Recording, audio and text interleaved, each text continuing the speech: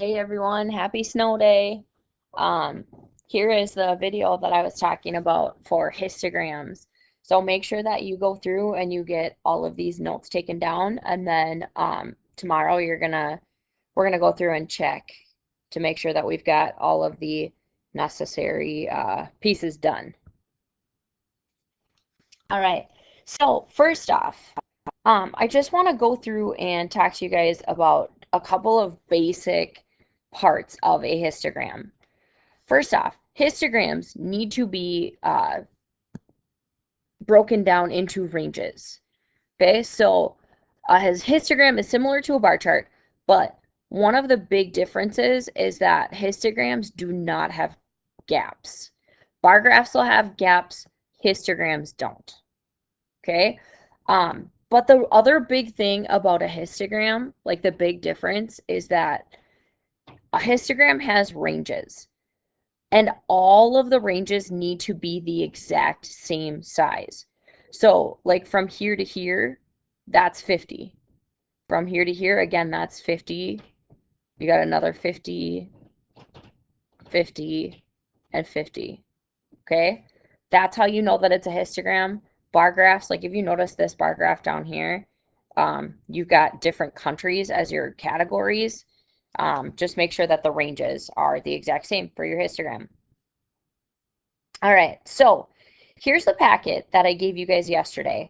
We're going to be just exploring in this first one, and then we'll do a little bit of explanation on the second page and third page, and then the fourth page will be your assignment. I believe I was able to get a lot of classes started with this exploration activity, at least being able to explain what a dot plot is. So we're going to go through, I'll just kind of remind you, a dot plot is where you're going to find your data point and you're just going to put a dot above it. So our first data point is 25. We're going to put a dot above 25. We have two data points that are at 29. So we're going to put two dots above 29. We've got another point that's at 30, one that's at 33, then we've got 34. Again, two of them at 35, 36, 39, 42, and 44. So dot plot is done. Next thing that we're going to do for part B, on your dot plot, circle the dots that are in each interval. Okay, so first off, we're going to go through and we've got the interval from 20 to 29. We're just going to start by circling and how many dots are in that range. There's 3. Then we're going to take a look at the next range. We're at 30 to 39. And then we're going to figure out, well, how many dots are in there? 1, 2, 3, 4, 5, 6. There's 7. And then the last one, we're going from 40 to 49. There's just 2 data points there. My suggestion, you guys, total up your frequency just to make sure that you've got all of the data points in there. So 7 plus 3, that gives you 10, plus 2 more, that gives you 12.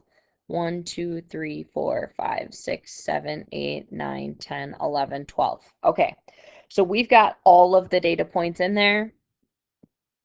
We're good to go there. Okay, now again, notice how for each of these 3, 20 to 29, then you're going to 30 to 39, and then 40 to 49. Each of these intervals is the exact same size. It's 10 numbers. You start at 20, you go up to 29, you start at 30. The other thing that I just want to make a note of is notice how you end at a number, you begin with the next number in your next interval. So you end at 29, next interval is 30. You end at 39, your next interval is at 40, okay? You should not start and end your intervals with the same number, because then let's say, like with this 39 here, if you ended at 39 and then started at 39, which of those 2 frequencies would it belong to? Okay, so you have to make sure that your intervals start and stop at different numbers. Part C then goes on and asks us, how are the data collected? How many data values are there? And then lastly, what are the mean, median, range? And then I believe I told you guys yesterday you can skip over the IQR. We're not going to talk about that quite yet. So for part E, that asks us, whoops, sorry, moving a little bit too far. How were the data collected? 12 players attempted 50 shots at the goal. Number of goals each player made was counted. How many data values are there? There's 12 data values. We went through and we checked here to make sure that there were 12. And then our job, you guys, is to go through and find the mean, median, and range. They're not asking for the mode, but the mean, median, and range. Remember, the mean, you're finding the average of, so you're taking all of the data values and you're adding them up. Okay, so hopefully I don't have to review this too much. 25, 29, 29, 30, yada, yada, yada. You're taking all of those, adding them up, and you're going to divide by 12. And when you find the sum of all of these data points up here, that should give you 411. And then if you take 411, you divide it by 12, that should give you a mean of 34.25. Going on to the median, again, you guys, median is the middle. So let's go to our data up here. Okay, we know there's 12, and lucky for us, this data is already in order, which is awesome. That's super, super helpful. Let's go through, let's find the middle number. So you've got 1, 2, 3, 4, 5, 6. 1, 2, 3, 4, 5, 6. Okay, so these two are our middle numbers. From here, we're able to go, 34 plus 35 divided by 2.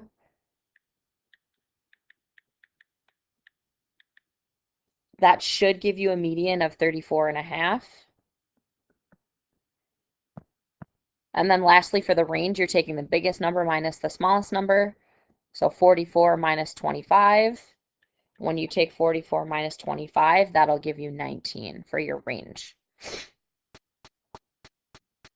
And then down on the bottom, they ask you just a quick reflection question. How do you find the number of data values in the data set from the dot plot? Okay, well, that's just a matter of counting all the number of dots. And then how can you find the number of data values from the frequency table? Just find the sum of the frequencies. 3 plus 7 plus 2, that gives you 12. So just a little bit of reflection there. Next up, they want you to go through and create a histogram. Now, if I look at the page that we're looking at, just on my packet, taking a look, they don't actually have you create it, which is a little bit unfortunate, but they just kind of talk you through the process. So when you're going through your assignment, maybe look back at this page to help you walk your way through it. So step 1 just says make a frequency table. Remember, this is your frequency table. It gives you frequency, gives you the intervals. You're probably on your homework going to have to come up with some sort of interval. So just be prepared for that. And then frequency would just be the number of times that the number shows up. So if we start looking at this interval from 1 to 4, let's find all of the numbers that are between 1 and 4. 1, 2, 3, 4, 5, 6, 7, 8. Okay, frequency is 8. You just write the number 8 in there. Then we've got to find all of the numbers that are between 5 and 8. So 1, 2, 3, 4. Okay, we've got a frequency of 4. 9 to 12. There's 12, 10. Okay, that's it. And then lastly, for 13 to 16, there should just be 1 there, and that is 14. So they just went through and they found all of the numbers that are between. And then what they did, so for step 2, they kind of just walk you through how to actually create the frequency or the histogram. They took all of the intervals, so here's 1 to 4. Here's 1 to 4. Then they go 5 to 8. Here's 5 to 8. 9 to 12. Okay, so they just create each of those intervals for you there. And then again, you just kind of follow that bar graph type situation. and you create your frequency on the left-hand side, and then you just create your bar graph. So since there are 8 frequencies up here, you go all the way up to 8 and color it in. So you have a frequency of 4 in your next. So you go up to 4. Remember, with a frequency or with a histogram, there are no breaks. Okay, so these are all just right next to each other.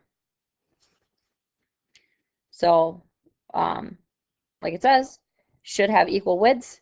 They should touch but not overlap. Okay, then this last reflection question, so they've got questions 2 and 3 here.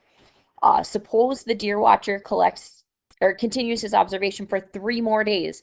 He collects 3 new data points. He's got 5, 18, and 2. Well, 5 and 2 are in each of these intervals that we have so far, but 18, you guys, is not, right? Because the highest number that we have so far is 16. So there's really a couple of different ways that you could change this histogram in order to include that number 18. First option, you could add an extra interval in here. So just kind of throw an interval in here. That would be, what is that, 17 to 20. And then have a frequency of 1 just on the end here. That's a possibility. You could also adjust the ranges just a tiny bit so that you could include that 18. So maybe have the ranges go 1 to 5, 6 to 10, 11 to 15, 16 to 20, instead of adding an extra interval in there. Both are really good possibilities, things that you could do. But again, just remember, number 1, your ranges have to be the same.